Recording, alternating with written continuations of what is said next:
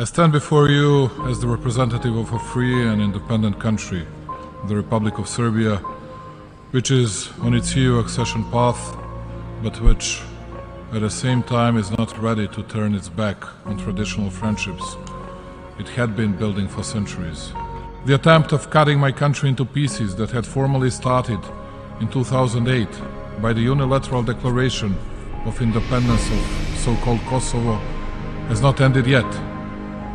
Precisely, the violation of the UN Charter in case of Serbia was one of the visible precursors of numerous problems we are all facing today.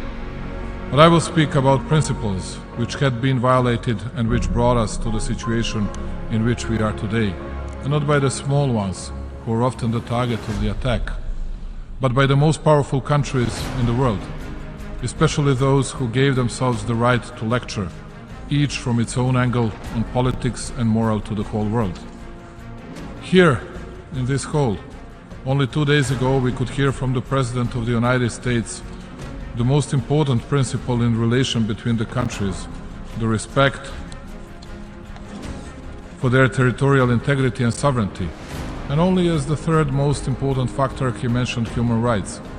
I, as the President of Serbia, supported that with unhidden jubilance. The only problem in all that was the fact that few hours after his speech, I had to see in these premises the President of the so-called Kosovo, who is considered by the most powerful part of the West the President of an independent country. Originated, by the way, by the secession of the territory of the Republic of Serbia.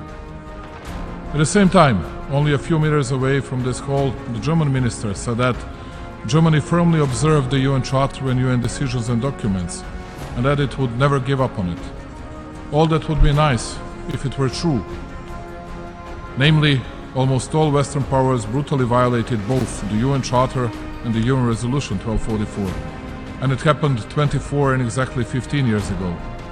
For the first time, unprecedented in the world history, the most powerful 19 countries made a decision without involvement of the UN Security Council.